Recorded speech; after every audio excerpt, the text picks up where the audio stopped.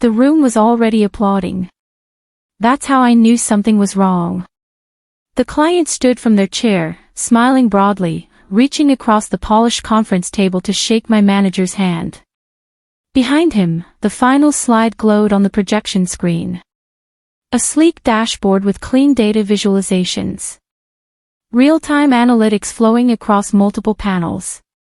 The system I had spent 7 months building, alone, through countless late nights and weekend debugging sessions. Austin didn't look at me. Not once. He stood at the front of the room, shoulders relaxed, expression confident, talking about his vision, his execution, his innovative solution to their complex logistics problem. This project, he said, gesturing proudly toward the screen, was something I personally designed from the ground up. Every algorithm, every integration point, every user interface element reflects a unified strategic approach. My throat tightened.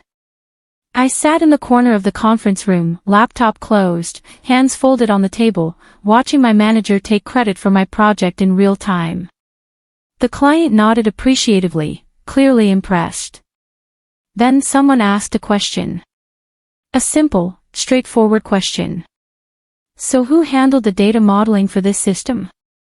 Austin smiled without hesitation. I did.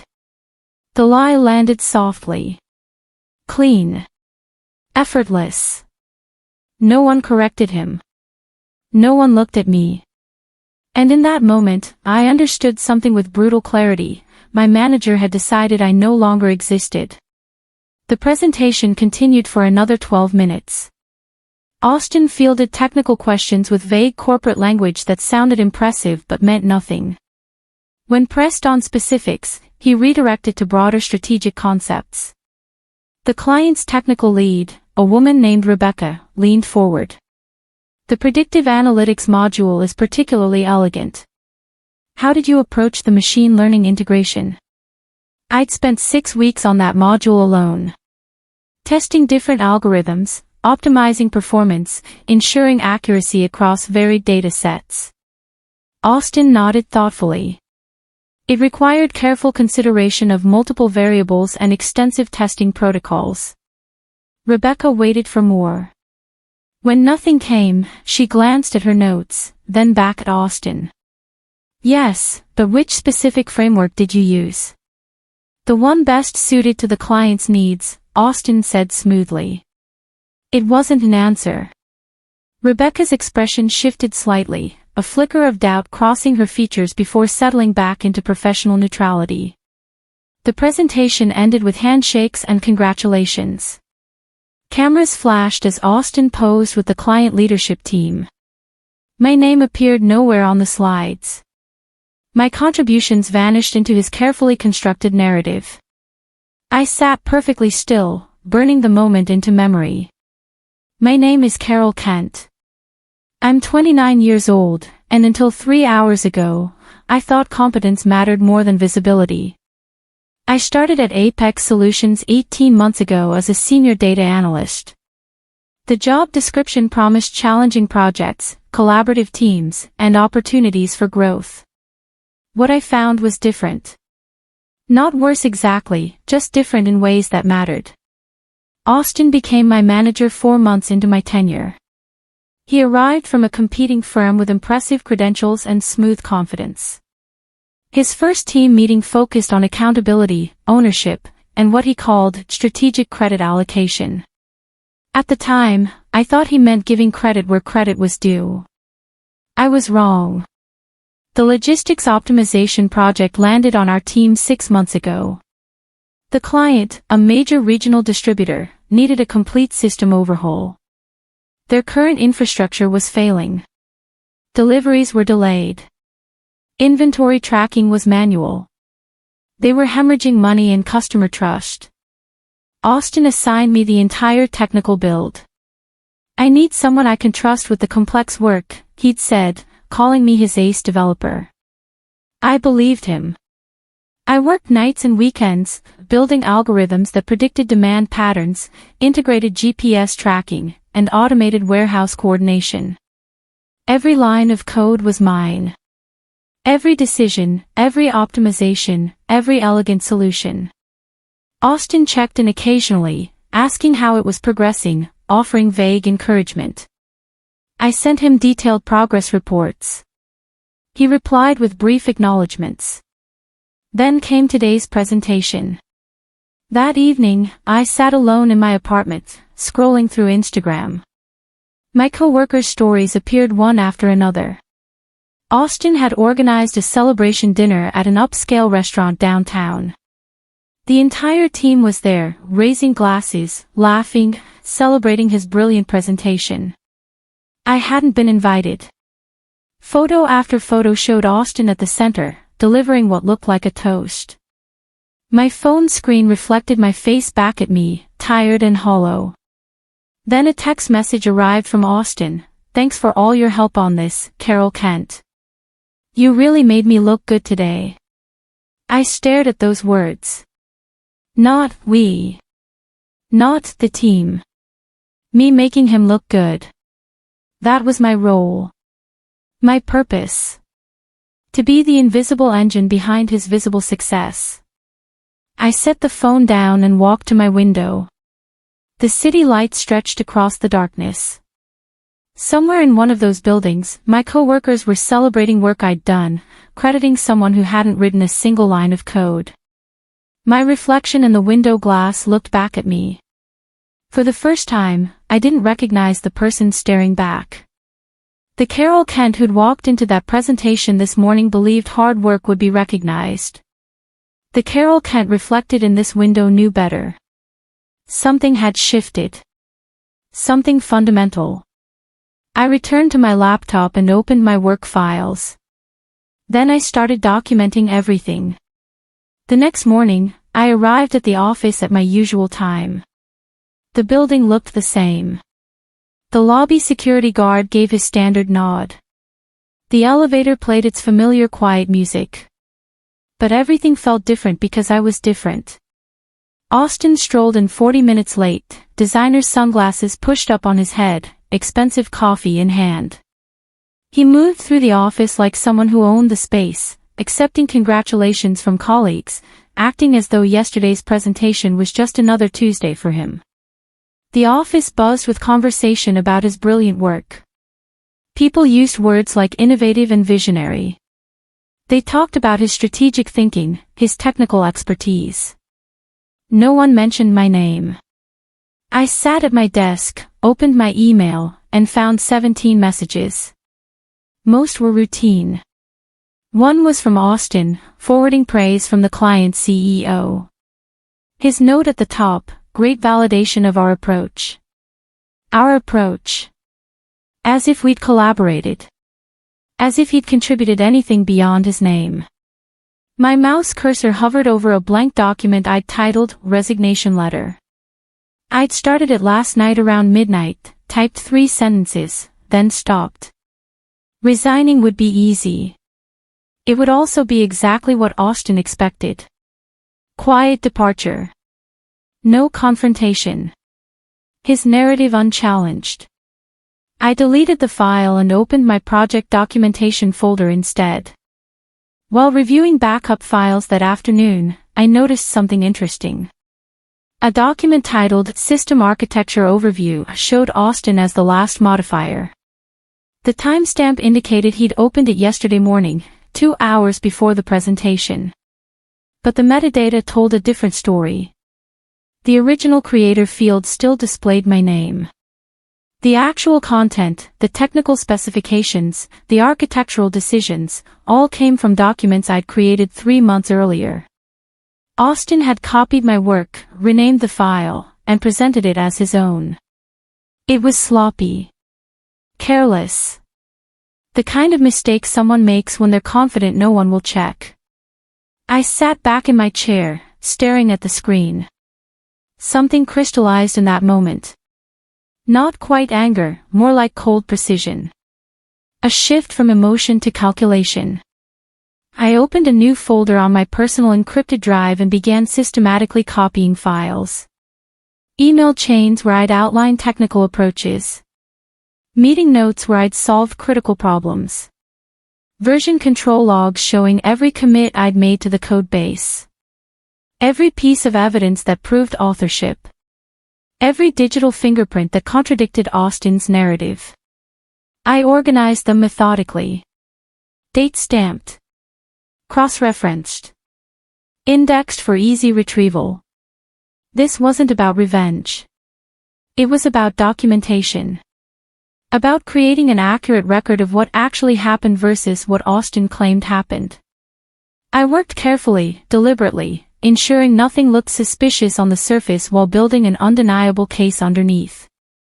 Over the following week, I changed my approach to team meetings. Instead of contributing ideas and solutions, I listened. I observed. I studied how Austin operated. The pattern became clear quickly. He dominated every conversation, cutting people off mid-sentence, reframing their ideas as his own insights. When someone proposed a solution, he'd pause, nod thoughtfully, then repeat the exact same concept using slightly different words. Everyone noticed. No one challenged him. His confidence wasn't earned through competence. It came from understanding that in corporate environments, narrative often matters more than truth. The person who speaks loudest, who claims ownership most assertively, wins by default. Unless someone builds an irrefutable counternarrative. I started keeping detailed notes. Not just of meetings, but of everything. Timestamps of emails. Screenshots of file modifications. Records of who actually wrote which code, who solved which problems, who created which solutions. My documentation grew more comprehensive each day. A timeline of the entire project, backed by hard evidence, showing exactly who contributed what and when. Austin grew comfortable with my silence. He interpreted my lack of pushback as acceptance, maybe even gratitude for being included in his success story. He was wrong about that too. On Thursday afternoon, Austin's assistant approached my desk. Riley was a nervous intern, 22 years old, still learning to navigate office politics. She glanced around to make sure no one was listening, then spoke quietly. "Carol Kent, I need to tell you something. It's been bothering me." I waited. Last week, Austin asked me to update the presentation deck for the client meeting. He gave me your technical documentation and told me to replace your name with his throughout the entire document. My expression didn't change, but my pulse quickened. Riley continued, her voice trembling slightly. "I asked if that was a mistake. He said you didn't need the spotlight, that senior management should get the recognition for strategic leadership. What did you do?" I asked calmly. "I did what he told me," she whispered. "I'm sorry. I should have said something, but I'm just an intern and he's..." "It's okay," I interrupted gently. "Thank you for telling me now." Riley nodded, looking relieved and guilty simultaneously, then hurried back to her desk. I sat perfectly still, processing this confirmation. Austin hadn't accidentally taken credit. He deliberately, systematically erased my contributions. He'd involved his assistant in the fabrication. He'd constructed a false narrative and expected everyone to maintain it. That night, I added Riley's testimony to my documentation, noting the date, time, and exact details of our conversation. The case was building itself. The following Monday, an email arrived from the client. Rebecca, their technical lead, had a question about optimizing the predictive analytics module for a new data source they were integrating. The question was highly technical, requiring detailed knowledge of how the algorithms actually worked. Austin couldn't answer it if his career depended on it. He forwarded the email to me with a single line, "Fix this." No please. No context. Just a command. I crafted a detailed response explaining the technical approach, the underlying mathematics, and specific implementation steps. Professional, thorough, exactly what Rebecca needed. Then I did something different. Instead of sending it to Austin for him to forward, I replied directly to Rebecca, copying Austin on the thread. Her response came within an hour. "Thank you, Carol Kent. This is extremely helpful. I appreciate your expertise on this system." My expertise. My system. The reply was professional, standard technical collaboration. But it established something important, a direct line of communication between the actual developer and the client. Austin didn't respond to the email thread. But 20 minutes later, he appeared at my desk, expression tight. "In the future," he said quietly, "run client communications through me first." "I copied you on the email," I replied evenly. "That's not what I said." "Understood," I said, meeting his eyes. He walked away, tension visible in his shoulders.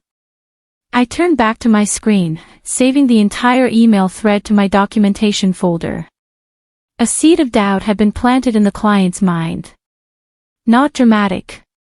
Just a small, factual correction to the narrative. Over the next week, I noticed Austin watching me more carefully. The easy confidence he displayed after the presentation had shifted into something more guarded. He started asking about my work in ways that felt like surveillance. What was I working on? Who was I communicating with? Why was I documenting certain processes? I answered every question politely, transparently.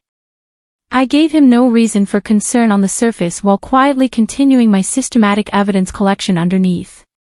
One afternoon, he called me into his office. "Carol Kent, I want to make sure we're aligned on something." "Of course," I said. "This team works because we support each other. When we present to clients, we present as a unified front. Individual recognition can create friction, undermine team cohesion." "I understand. Do you?" His eyes narrowed slightly. "Because I'm sensing some resistance from you lately." "I'm not resistant," I said calmly. "I'm just doing my job." "Good. Let's keep it that way." He paused. "And Carol Kent, don't try to make this about yourself. That's not what leadership looks like." I apologized for any misunderstanding, kept my expression neutral, and left his office. That night, I implemented a new layer to my documentation strategy. I encrypted key folders containing the most sensitive evidence, then changed access permissions on shared drives, effectively locking Austin out of certain technical documentation without him immediately realizing it. If he noticed, he'd assume it was an IT system update. By the time he figured it out, it wouldn't matter. The whispers started small. Colleagues asking casual questions that revealed cracks in Austin's narrative. "Hey Carol Kent, the client mentioned your name in their latest email. You working with them directly now? I noticed you're listed as the primary author on most of the project files. Did you do the majority of the build? Rebecca from the client team specifically requested your input on something. That's interesting, right?" Each question was innocent on the surface. But together, they represented something more significant. People were noticing discrepancies. The story Austin told didn't quite match the evidence people saw when they looked closely. Austin noticed too. His responses became more defensive. He started correcting people preemptively. "Well, Carol Kent worked under my direction, of course. Or I supervised every technical decision she made." The more he insisted, the less convincing he sounded. I stayed quiet, letting the contradictions speak for themselves. I didn't need to defend my work. The digital trail, the client communications, the file metadata, all defended it for me. Riley, the intern, started avoiding Austin.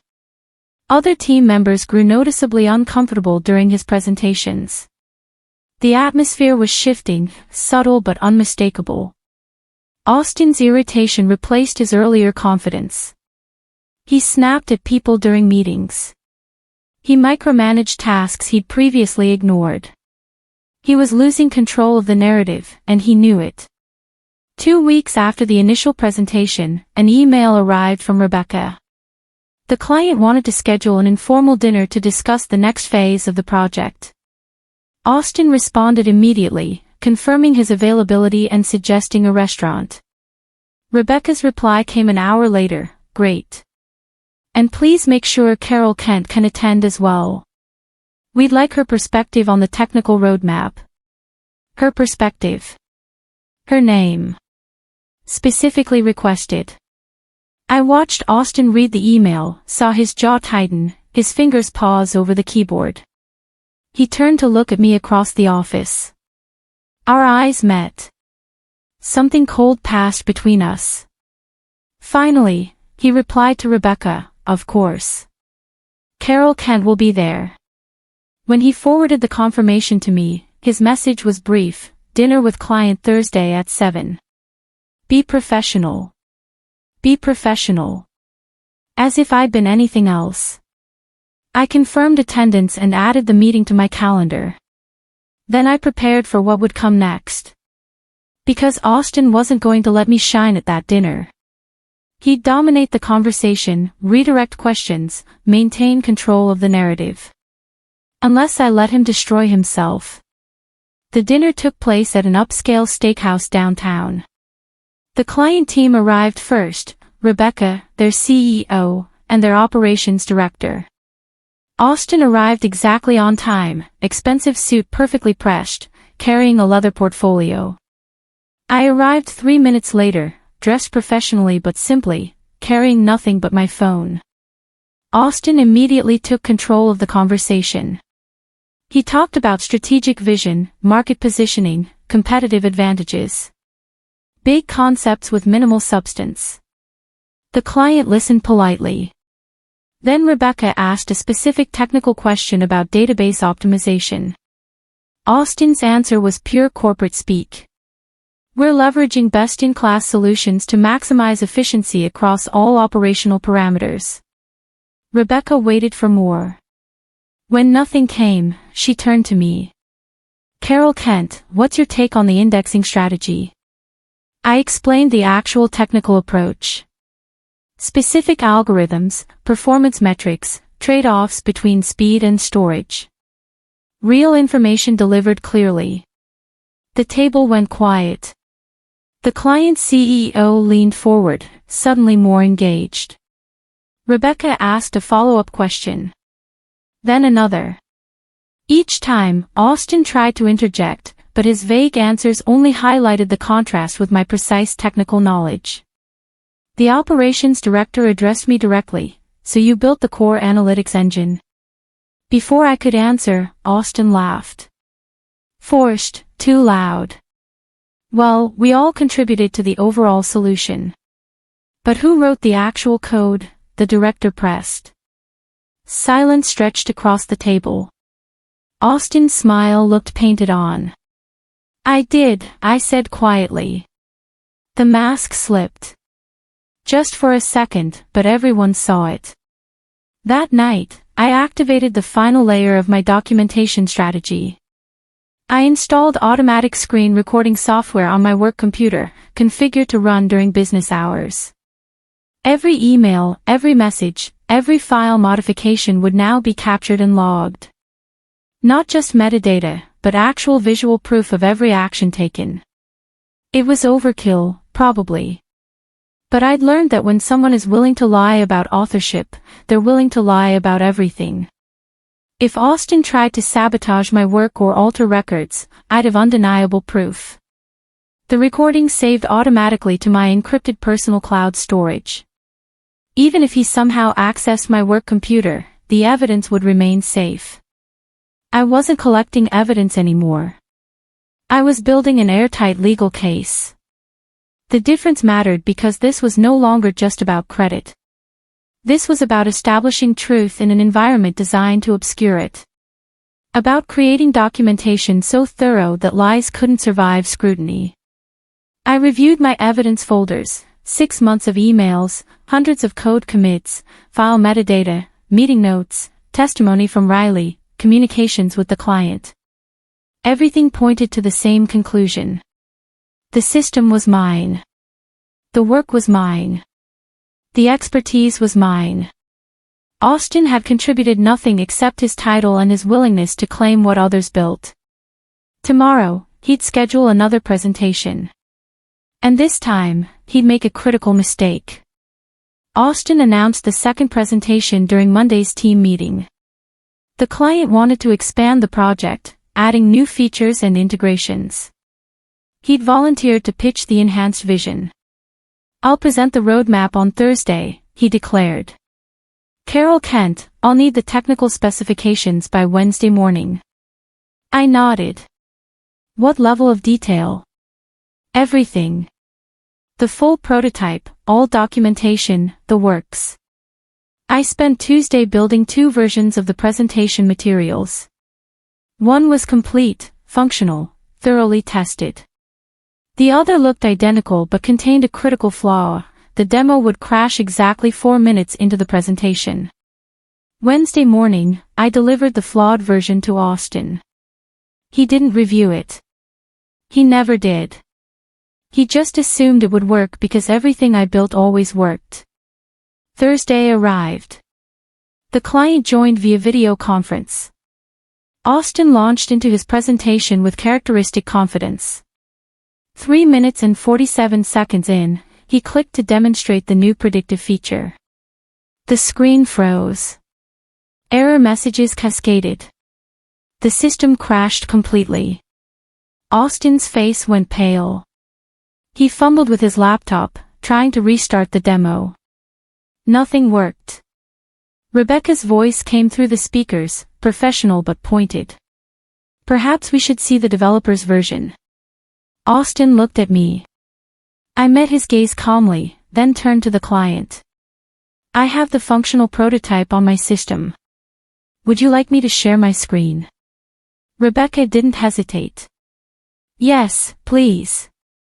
I connected my laptop. The demo ran flawlessly.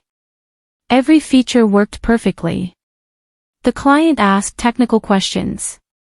I answered each one with precision. Austin sat frozen in his chair, watching his narrative collapse in real time. The morning after the failed presentation, an email arrived from Rebecca. The subject line was simple: technical review meeting request.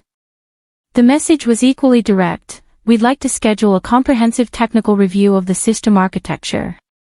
Can Carol Kent join us for the next planning session? Her expertise would be valuable as we expand the project's scope. Her expertise. Her name. No mention of Austin. The email was copied to our department head and HR. Austin's response came within minutes: Carol Kent has other critical tasks this week. I can provide the technical overview personally. Rebecca replied almost immediately: we specifically need Carol Kent's input. This is a requirement for moving forward with Phase 2. The word requirement hung in the digital air like a verdict. I watched Austin read the email. His hand trembled slightly as he reached for his coffee cup. Within an hour, our department head appeared at Austin's office door. They spoke in low voices, but body language told the story. Austin defensive, gesturing. The department head listening, expression neutral, then asking pointed questions Austin clearly couldn't answer. That afternoon, I received a calendar invitation directly from HR: project authorship discussion, confidential. The meeting was scheduled for the following Monday. Austin didn't look at me for the rest of the day. Over the weekend, Austin went into panic mode. I saw the digital traces on Monday morning. He'd accessed the project repository late Saturday night, attempting to modify commit logs. He deleted several files I'd created, trying to eliminate evidence of my sole authorship. He'd rewritten meeting notes to include himself in technical decisions he'd never participated in. It was desperate, clumsy, and completely pointless. Every action he took was logged by the automatic recording software I'd installed. Every deletion, every modification, every attempted cover-up. More importantly, I'd mirrored everything to my personal encrypted drive weeks ago. He wasn't destroying evidence. He was creating new evidence of his attempts to fabricate a false record. Monday morning, Austin stormed into my workspace. "Did you go to HR about this project?" "About what?" I asked calmly. "You know what? Don't play games with me." "I haven't filed any complaints," I said truthfully. The client had raised the questions. HR had initiated the review. Then why is there an authorship audit? "You'd have to ask HR." His jaw clenched. "Everything's documented. You should be fine." I paused, meeting his eyes directly. "Unless there's something you're concerned about." He didn't answer. He just stared at me, finally seeing what I'd become. Not the quiet developer who accepted invisibility. Someone else entirely. "You're making a mistake," he said quietly. "Am I?" He walked away without responding. That afternoon, a senior executive named Patricia pulled me aside in the hallway. She'd been with the company for 15 years, had a reputation for no-nonsense leadership. "Carol Kent, can we talk?" "Off the record." We stepped into an empty conference room. Patricia closed the door. "The client's been praising your work specifically. Rebecca mentioned you by name in 3 separate emails to our CEO." She paused. "What's really going on with Austin?" I considered my response carefully. "Everything's documented in the project files." "That's not an answer." "It's the only answer I can give right now." Patricia studied my face. "You know there's an internal review happening." "I'm aware." "Are you prepared for what comes next?" "Yes." She nodded slowly. "Good. Because once these things start, they don't stop halfway." She moved toward the door, then turned back. "For what it's worth, I've looked at some of the file metadata. The patterns are interesting." "Interesting how?" "Interesting in ways that suggest someone's been very careful about documentation." Her expression hardened slightly. "Keep being careful." After she left, I sat in the empty conference room for several minutes, thinking about what she'd really said. Patricia knew. She'd looked at the evidence and drawn conclusions.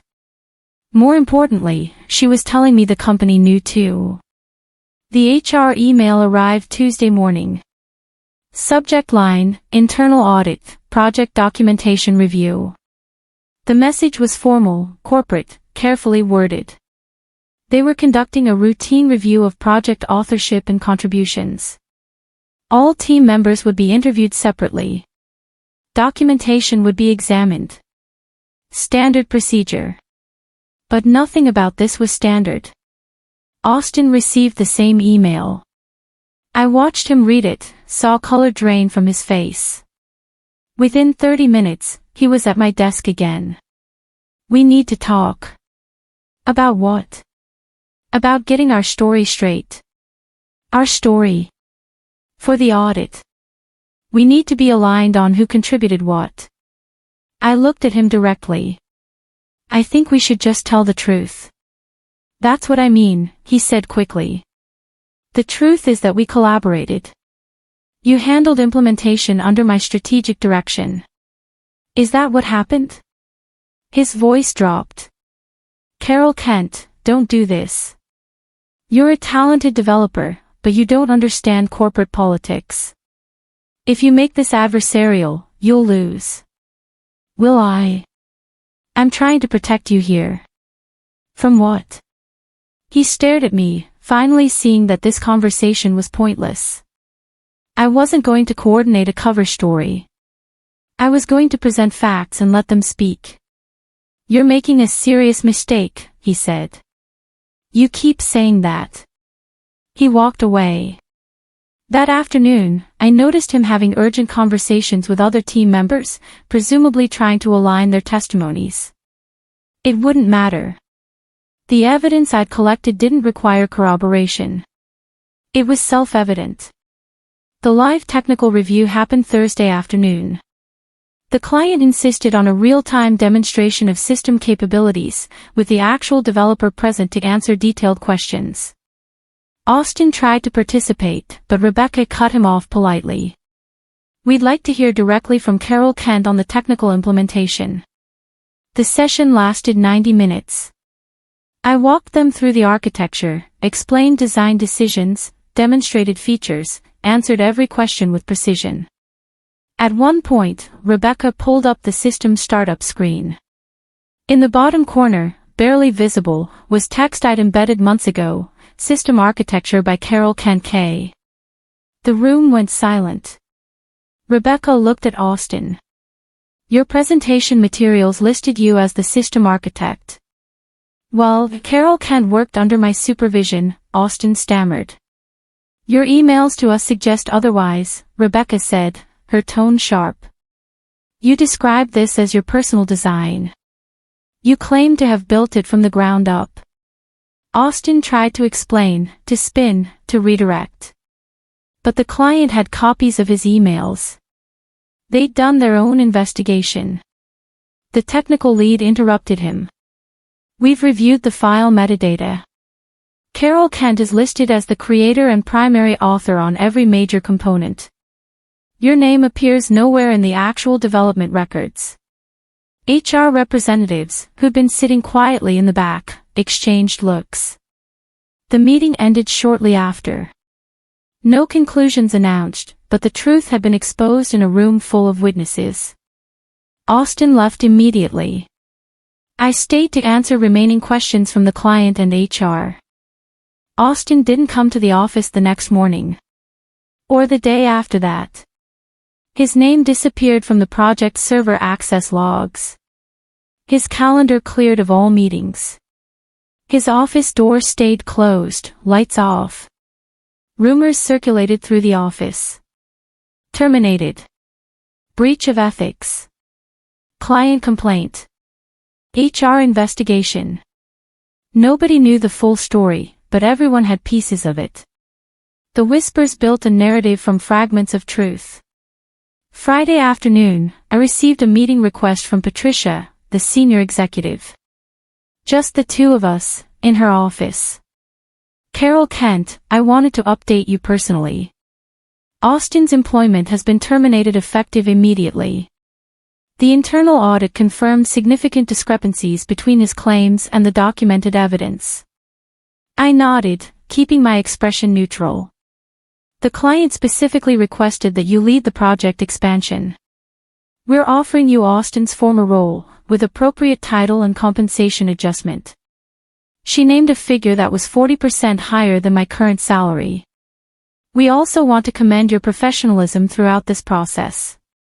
You could have made this ugly. Instead, you let the documentation speak for itself." "I just wanted the truth on record," I said. "Well, it is now." Patricia paused. "Do you accept the position?" "Yes." We discussed details for a few minutes, then she walked me to the door. "One more thing, Carol Kent. This company failed you by letting this happen in the first place. That's on us.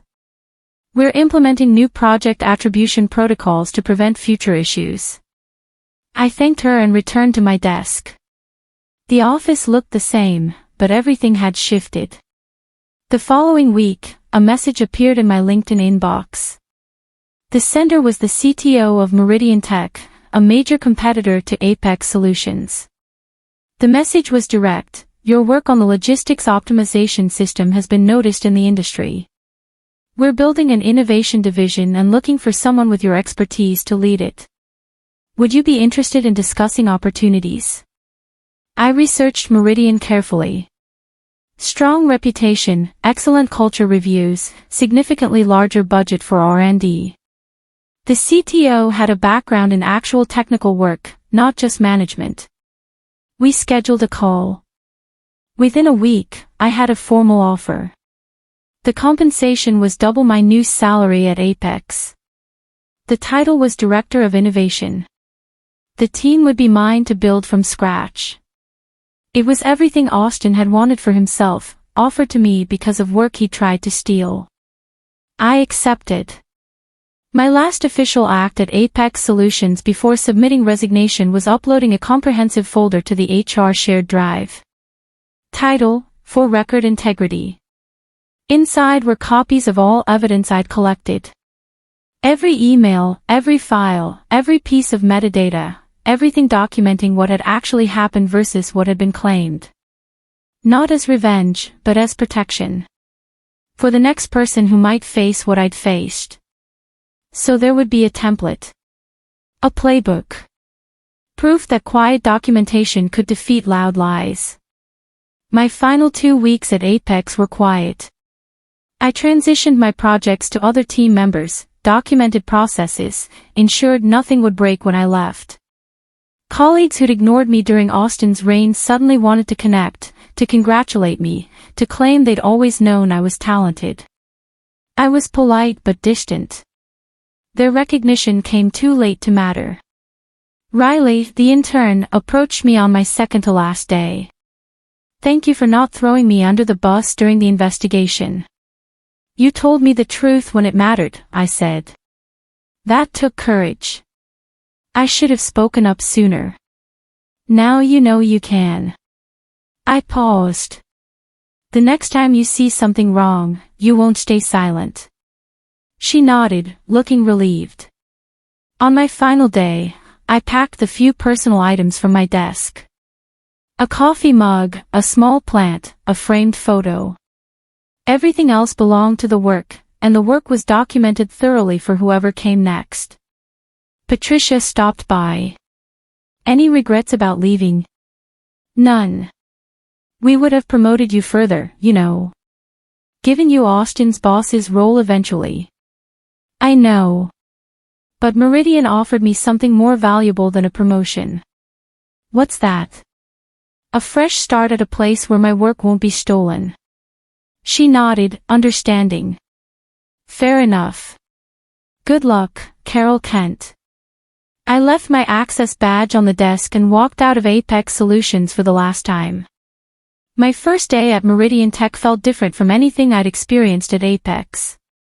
The CTO met me personally, gave me a tour, introduced me to the team I'd be building. Your reputation preceded you, he said. Rebecca from that logistics client is on our advisory board. She couldn't say enough good things about your technical expertise. So that's how Meridian had found me. Through the same client where Austin's lies had unraveled. The irony was perfect. My first week involved strategy meetings, budget planning, hiring discussions. Real work with people who valued actual expertise over performative leadership. No one tried to take credit for my ideas. When I proposed solutions, my name stayed attached to them. It was strange at first, almost disorienting. Like learning to walk after months of crawling. But I adapted quickly. This was what work should feel like. Collaboration without theft. Recognition without battle. Competence valued for itself, not as something to be exploited. A month into the role, Rebecca from the client reached out. I heard you moved to Meridian. Congratulations. We're considering them for our next project phase. I'd welcome the opportunity to work together again, I said. So would we. Your integrity during that whole situation with Austin impressed us. Not many people would have handled it so professionally. After the call, I sat at my new desk in my new office, thinking about how far I'd come from that conference room where Austin had erased my name from slides. The journey from invisible to visible hadn't required volume. Just precision, documentation, and patience. On my last day at Apex, I'd left a single note on my old desk. Not addressed to anyone specific, just a piece of paper with handwritten words. Silence doesn't mean surrender. I'd written it for the next person who'd sit in that workspace, whoever they were. The next talented person who'd watch their work stolen and wonder if fighting back was possible. The note was my answer, yes. But not through confrontation. Through documentation.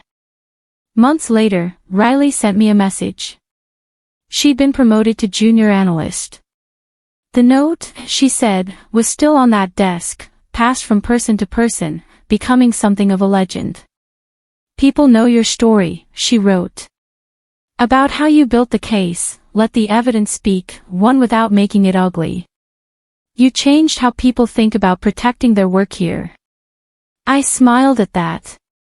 Not because I'd become some kind of office legend, but because the documentation I'd left behind was helping others. That evening, I looked out my new office window. Meridian's building overlooked the city, the same view I'd had from my apartment the night Austin sent the text about making him look good. But everything was different now. I wasn't the invisible developer whose work got stolen. I was the director building an innovation team from the ground up, with my name on every project, my expertise recognized, my contributions valued. Austin had taught me an important lesson that day he erased my name from those slides. He taught me that competence alone wasn't enough. You had to document it, protect it, be willing to let evidence speak when words failed. I'd learned that lesson well. Somewhere across the city, in an office I'd never see again, my old desk still held that note. Silence doesn't mean surrender. It just means you're building your case.